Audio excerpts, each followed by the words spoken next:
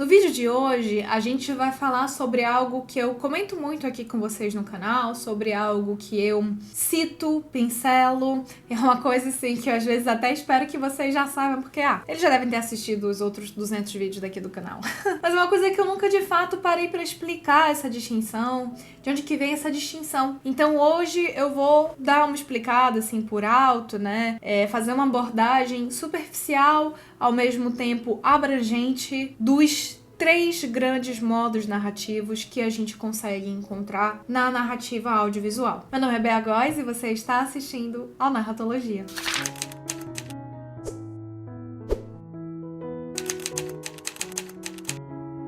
Então, gente, o vídeo de hoje, ele é um pouquinho diferente, né? É um vídeo em que eu vou dar uma introduzida e, ao mesmo tempo, uma resumida sobre as 3 formas de narrar que eu defendo aqui pra vocês. Só pra reiterar, gente, o que eu falo aqui pra vocês, o que eu ensino aqui pra vocês, tem um embasamento teórico muito forte. Não sei quantos de vocês sabem, mas atualmente eu tô fazendo mestrado na USP. Eu gosto muito de teoria. Não é à toa que aqui no canal eu nunca fiz, por exemplo, crítica de cinema. Eu nunca dei uma opinião minha dizendo, eu acho que é isso por conta disso, porque, né, pra mim, vocês sabem, quem me segue no Instagram principalmente já sabe, roteiro não é achismo, né? Roteiro é técnica, roteiro tem estudo, né? E várias áreas da arte tem estudo, e você deve estudar, você deve encontrar uma poética, uma maneira de fazer sobre todas as artes, de todas as artes. E eu sigo essa linha, eu sigo muito uma linha que é chamada, academicamente, de neoformalista, né? Pra quem não sabe, os formalistas russos foi um movimento, né, que aconteceu na literatura russa. Foram vários autores que definiam que havia um método muito específico, mas eles eram bem caxias, sabe? De que havia um método específico para escrever, de que havia uma forma de você domar 100% a sua criatividade, moldá-la para a sua escrita. Eu gosto muito dos formalistas, mas eu parto mais do princípio neoformalista, ou seja, há método, né? Mas também tem locais que a criatividade ela entra e que nem tudo a gente consegue explicar, né? Tem coisas que as paixões humanas, os sentimentos, o pathos, né, de fato, no fundo, a criatividade, psicologia, enfim. Tem coisas que a gente só coisas que a gente só sente, e a criatividade é uma coisa que ainda é muito difícil da gente explicar. De acordo com essa teoria neoformalista que eu sigo, é muito defendida, eu sou muito embasada em 2 autores, né, principais. O João Maria Mendes, que é um autor português, e o David Bordwell, que é um autor que acho que ele tem 2 livros traduzidos só para o português, mas ele é um autor fenomenal que estuda cinema como uma forma geral, mas ele tem um estudo específico sobre narrativa cinematográfica que é excelente. E aqui no vídeo de hoje eu vou trazer para vocês algumas citações especificamente do João Maria Mendes, até porque são citações já em português, que eu acho que ajudam muito a gente. De acordo com a teoria neoformalista, para cinema, e eu estou sendo muito clara no meu recorte, tá, gente? É para cinema, mais especificamente para filmes. Séries são estruturadas de outra maneira. Eu continuo seguindo autores neoformalistas para séries. Jason Mitchell, Amanda Lotz, Pamela Douglas, que são autores que eu gosto muito, a Christine Thompson, inclusive, que é a esposa do David Bordwell. Mas o foco aqui hoje é filme, tá? Até porque a narrativa fílmica, ela surgiu antes da narrativa de séries, de televisão, né? A gente teve primeiro a narrativa fílmica. Então, o que a gente vê depois das séries, a complexidade, a narrativa complexa que a gente vê nas séries, ela veio depois dos filmes, tá? Então, o que eu vou falar aqui é principalmente para filmes, tá? Não quer dizer que o que tá aqui não é usado em séries, é usado também, mas são outros 500. Então, o foco desse vídeo é filmes. O cinema, gente, ele daqui a algumas décadas ele vai fazer 150 anos. Então, quando você para pra pensar em outras artes, tipo desenho, arquitetura, música, o cinema, ele é uma arte muito novinha. Muito, é um pepecinho, assim, sabe? E por conta disso, ainda tem muitos estudos que são contemporâneos a nós. Ou seja, muita gente ainda estuda o cinema, estuda a poética do cinema, as tecnologias, enfim, é tudo muito contemporâneo, inclusive a narrativa. Entretanto, a narrativa que é encontrada no cinema, ela também é encontrada em outros meios, ela segue linhas que a gente consegue enxergar, traços também em outras artes, né? Eu falo um pouco disso nesse vídeo daqui, que eu falo um pouquinho, faço alguns contrastes entre clássico e moderno. Mas as 3 linhas principais, os 3 modos principais, 3 modos narrativos principais que a gente consegue encontrar na narrativa cinematográfica são clássico, moderno e contemporâneo. O contemporâneo, por ele ser contemporâneo, ou seja, ele é atual, né? A gente vive a era da contemporaneidade. Ele também é muito chamado de, por exemplo, pós-moderno, ou algumas pessoas caracterizam também como pós-estruturalismo. Então, é uma nova compreensão após a teoria do estruturalismo de Levi-Strauss, por exemplo, que já é uma teoria que também é desenvolvida após a queda do comunismo, após a ascensão do liberalismo. A gente vai falar um pouquinho sobre como o sistema econômico, o sistema político e econômico da civilização humana, ele influencia muito as nossas maneiras de contar histórias, né? E, gente, dessas três principais formas, clássica, moderna e contemporânea, a menos estudada é a contemporânea. Reitero, a gente vive a contemporaneidade. É algo que a gente não vê com tanta frequência assim no cinema audiovisual. Em contrapartida, a gente tem aquela narrativa que a gente mais vê no cinema, que é a narrativa clássica. A narrativa clássica, gente, ela é muito baseada nos estudos de três caras, especificamente. E eu só falo desde teoria básica sobre mimesis, não vou falar o que é mimesis aqui nesse vídeo, mas desde teoria básica de mimesis até maneiras de você estruturar os atos narrativos. Esses caras são Aristóteles, Joseph Campbell e Sitfield. Tá? Eu gosto muito de atribuir esses três caras porque o Sitfield, apesar de eu pessoalmente não gostar muito da obra dele, a gente tem que reconhecer porque ele dividiu os atos, né? Então ele meio que deu uma continuidade ao trabalho do Joseph Campbell. E é muito legal também, além de Campbell, a gente citar Van Gennep, que desenvolveu os ritos de passagem, e a gente citar também o Carl Jung, né? Porque o Jung, ele também trabalhou muito nesse âmbito da narrativa, inclusive Joseph Campbell, ele cita Jung várias vezes na sua obra. A narrativa clássica é a que a gente mais encontra na narrativa fílmica, é a que a gente mais contou e é a que é mais utilizada hoje quando você tem um filme blockbuster, um filme de animação, um filme infantil, porque é um tipo de narrativa que é muito didática. Então ela é capaz de se comunicar com muitas e muitas e muitas pessoas. Então a narrativa clássica é essa narrativa que ela é mais didática, ela é mais fácil de ser entendida, tá? De ser executada são outros 500. Aí cada narrativa tem suas peculiaridades. Às vezes eu acho que a narrativa clássica é a mais difícil de ser feita, mas enfim. Aí sou eu, né? Porque a narrativa clássica ela é simples. E o simples, às vezes, ele é difícil de você alcançar esse simples, né? Não é muito fácil. Então a gente tem nossa narrativa clássica como a forma mais contada no cinema até então, a narrativa clássica como essa forma mais reiterada, que a gente mais assiste e é que a gente mais consome. E daí eu trago aqui pra vocês uma primeira citação do João Maria Mendes, que ele nos diz o seguinte: no cinema, a cultura narrativa dominante tornou-se, sobretudo, herdeira da convergência entre certa leitura dos ritos de passagem, que é o que eu falei pra vocês do Van Gennep, do monomito, que é o estudo do Joseph Campbell, e da saga arquetipal, que tem muito a ver com o estudo tanto do Sitfield quanto principalmente do Robert McKee, que é o arquiplot, que eu gosto muito, né? Por um lado. E da tradição tardo-aristotélica, por referência ao Aristóteles da Poética, e a shakespeariana, por outro. Esta cultura foi diretamente posta em causa pelo cinema moderno, entre o final dos anos 50 e a década de 70 do século XX. Mas sobreviveu-lhe, adaptando-se e transformando-se. Então, gente, ele tá falando aqui que essa narrativa clássica, ela saiu da convergência entre ritos de passagem, monomito, saga arquetipal e os preceitos aristotélicos e shakespearianos de teatro, né? Os dois trabalhando muito com teatro, Aristóteles e Shakespeare.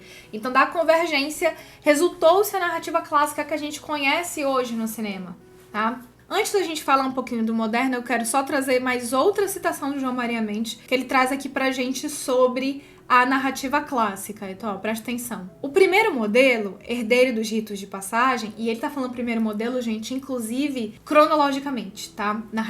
Essas narrativas foram surgindo nesta ordem cronológica na nossa cultura. Tá? Então, olha só. O primeiro modelo, herdeiro dos ritos de passagem, do monomito e das sagas arquetipais, satisfaz a necessidade antropológica de narrativa, que cada nova geração repõe imparavelmente. Ou seja, ele está dizendo que a narrativa clássica ela é contada reiteradas vezes, que a gente preza por essa narrativa há muitas e muitas e muitas gerações, porque ela é uma narrativa que passa uma mensagem, que ela passa uma moral da história, né? Que ela ensina alguma coisa, ela é didática, como eu falei, ela é fácil, né? Então, por conta disso, a gente tem essa narrativa que ela é mais fácil de ser compreendida, tá? Então, essa narrativa que é contada reiteradas vezes. Depois que a gente tem a narrativa clássica, né? Que foi desenvolvido, o cinema iniciou-se na narrativa clássica, também iniciou-se com forte influência do melodrama. Para saber mais sobre melodrama, clique neste vídeo aqui, em que eu falo não só sobre melodrama, mas como tem a relação entre os brasileiros e melodrama, tá? E aí, no cinema, principalmente a partir dos anos 50, mas começa um pouco antes, tá, gente? Assim, 40, 50, a gente começa a ter uma influência muito forte, muito forte do modernismo, das vanguardas modernas, que a gente teve principalmente esses movimentos acontecendo na Europa. Então, o cinema moderno, ele nasce ali na Europa também. Cinema de autor, cinemas de vanguarda, os cinemas que, diferente de toda a grana que tinha nos Estados Unidos, eram cinemas que eram filmes que precisavam ser feitos com um orçamento mais reduzido. Por isso que a gente teve cinema de autor, porque é um cara que ele dirige, ele escreve, ele atua, às vezes ele produz, ele financia, ele faz tudo, né? Então por isso que é chamado de cinema de autor, né? Que esse cara que, assim, o filme é completamente dele, né? Não é uma coisa mais coletiva como a gente tem nos Estados Unidos, né? Que uma pessoa é contratada e várias pessoas fazem coisas diferentes. Então a gente teve esse cinema de autor. E na narrativa moderna, inclusive, para se contrapor à narrativa clássica, a gente começou a ter uma disrupção dos preceitos da narrativa clássica. Então, algumas coisas, como a narrativa clássica tem de ter um protagonista só, ter uma problemática de caráter, você acompanhar um conflito único, que é o que a gente tem hoje nos filmes de super-herói, né? Então, assim, eu tenho super-heróis e eles têm que resolver uma tarefa. Eles têm que derrotar não sei quem. A gente começa a ter filmes mais modernos, filmes com mais de um personagem, filmes lentos, ou às vezes filmes super saturados, filmes em que você tem uma cena, você não sabe se essa cena é real ou se essa cena foi inventada, você não sabe se essa cena tá no presente ou tá no passado. Um exemplo de um filme super moderno, que é Último Ano em Mary Band, filme de super narrativa moderna, um filme assim, que você vê assim, ele é tudo que uma narrativa clássica não pode ser. E reitero, gente, esses modos narrativos, não existe um que é melhor que o outro. Não existe um que é superior ao outro. Não existe um que é moralmente melhor. Não existe. São formas diferentes de narrar que representam momentos diferentes da cultura humana. Pronto. O cinema moderno, por exemplo, estava muito influenciado também pela psicanálise, estava muito influenciado pelo Manifesto Comunista do Marx. Então, tinha uma ideologia por trás também, já diferente dos Estados Unidos, que assim, e esse é um dos motivos de contraposição também do cinema moderno, porque aqui no cinema norte-americano, no cinema clássico, o que você tinha? Você tinha filmes que eles só eram feitos para atender uma demanda de mercado. Então eram filmes que às vezes passavam por questões artísticas, que atravessavam questões artísticas, né? Então o que você tinha ali? Você tinha filmes que não traziam grandes temas, não exploravam grandes psiques, não aprofundavam em personagens, porque você tinha filmes que tinham que ser feitos em 10 dias, né? Porque você tinha que atender a uma cadeia de produção, você tinha que entender a uma demanda, era quase um Fordismo o cinema. Eu já falei muito sobre esse vídeo aqui, que eu explico o que eram os Studio Systems, né? Que eram sistemas de estúdios, né? E o cinema moderno chegou e falou assim, ei gente, e nessa época o cinema não era arte, né? Não era considerado arte. E os europeus falaram assim, ué, gente, mas pera lá, isso daqui é arte, isso também é arte. Você tem um criativo aqui, você tem um artístico aqui que precisa ser levado em consideração, que não era muito levado em consideração aqui no cinema clássico norte-americano. E que foi levado em consideração, foi puramente levado em consideração no cinema moderno, né? E a gente tem ali, principalmente, nessa época em que a gente começa a ter o cinema moderno, a criação, inclusive, do Festival de Cannes, que foi se contrapor ao Oscar. O Oscar, gente, ele não premiava filmes cult, né? Como o pessoal chama, né, hoje. O Oscar nunca premiou. Na origem do Oscar, ele premiava os musicais, os melodramas e a narrativa que mais podia ser clássico, que mais tinha tapa na cara, que mais era emocionante e fazia todo mundo chorar no final. Era esse que o Oscar premiava, né? O Oscar, depois dos anos 70, que o Oscar começou a premiar filmes, né, que são considerados mais cults. A gente nunca teria na origem do Oscar um filme como Moonlight sendo premiado. Nossa, assim, tipo, jamais, entendeu? Mas hoje a gente tem, justamente porque a narrativa moderna, ela veio pra questionar vários preceitos da narrativa clássica. Ela veio pra colocar em xeque, pera lá, gente, não é bem assim, né? O ser humano não é uma coisa só. O ser humano, ele não faz uma coisa só, ele não tem um conflito só.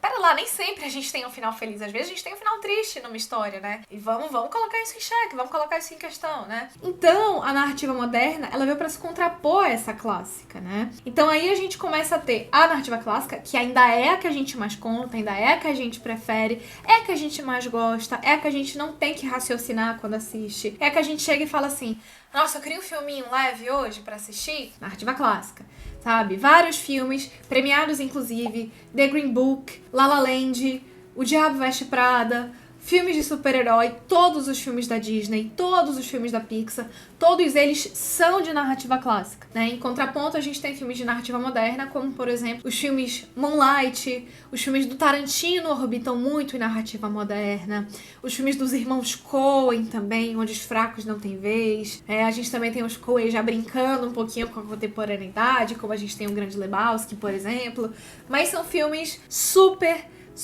modernos, tá? E você vai ter ali os clássicos modernos, né? Que vai ser Antonioni, Truffaut, Godard. Aqui no Brasil, por exemplo, Glauber Rocha era super modernista.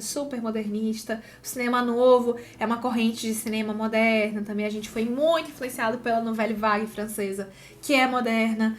Tá? Então, a gente tem essas duas correntes principais. E aqui uma citação do João Maria Mendes para trazer pra gente. O cinema moderno e os restantes têm uma forma de vanguardas, experimentalismo, experiências underground, trabalham sistematicamente nas margens dessa dominação contra a tela e correspondem ao desejo de inovar ou de mudar de signos, rompendo com todas as sedimentações canônicas, né? Então foi isso que eu falei para vocês, que a narrativa moderna, ela veio para questionar, ela veio para colocar em pauta, colocar em xeque muitas questões clássicas, né?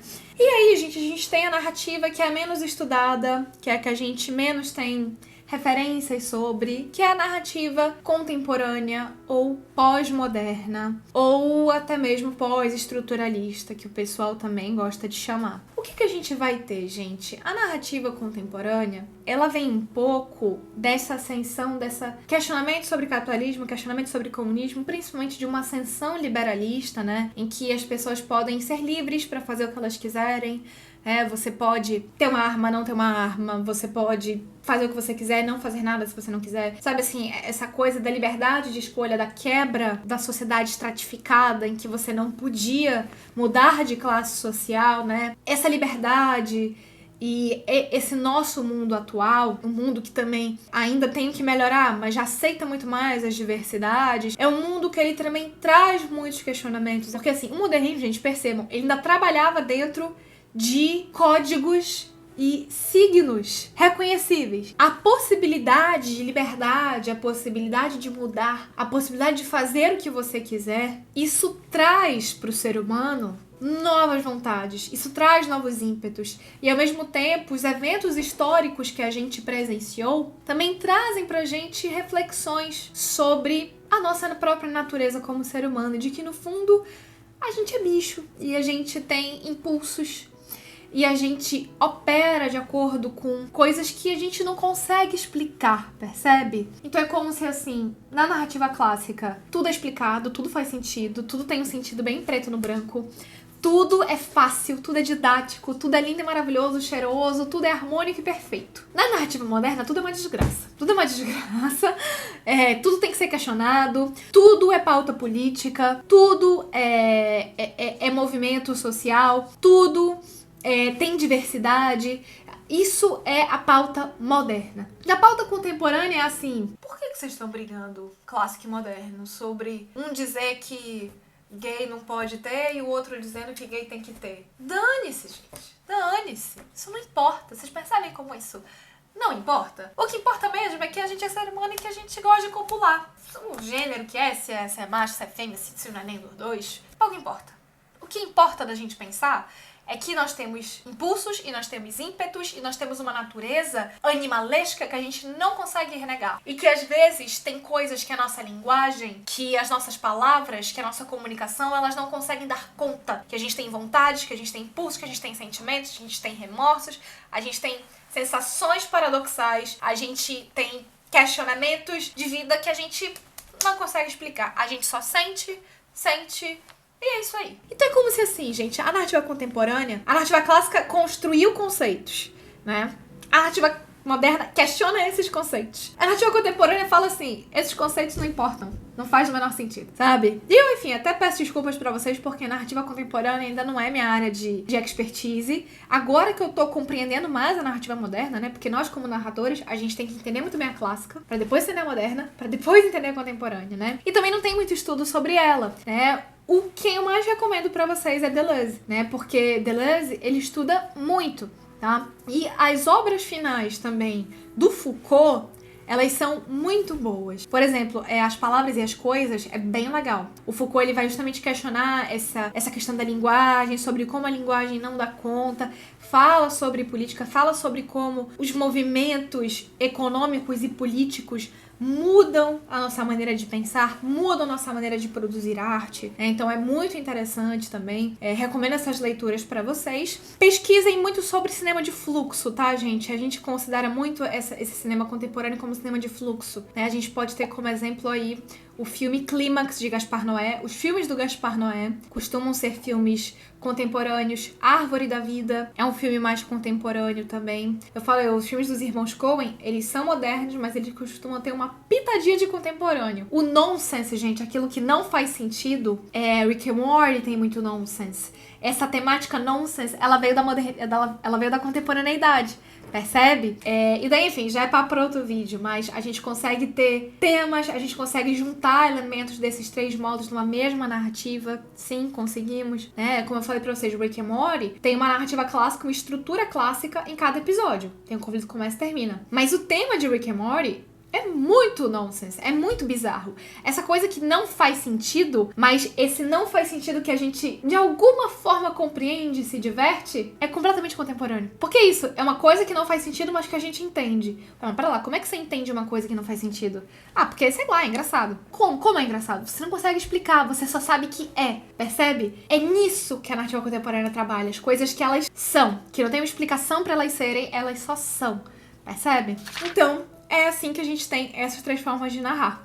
Vou encerrar aqui com uma citação do nosso João Maria Mendes. Nestas novas sagas, essas novas formas de narrar, estão e estarão presentes todas as heranças narrativas da contemporaneidade, incluindo a arquetipal, a moderna e as metamorfoses de uma e de outra. Mas do homem moderno surgido nos nossos ecrãs, nas nossas telas, há 50 anos, já teremos passado a protagonismos emergentes, cujos traços, paradoxalmente, talvez reconheçamos melhor em originais mais arcaicos, ressurgidos da longa duração. Com essa citação, eu encerro o vídeo de hoje. Não se esquece de dar um like no vídeo, porque ajuda bastante, de se inscrever no canal e muito obrigada pela sua audiência. Tchau!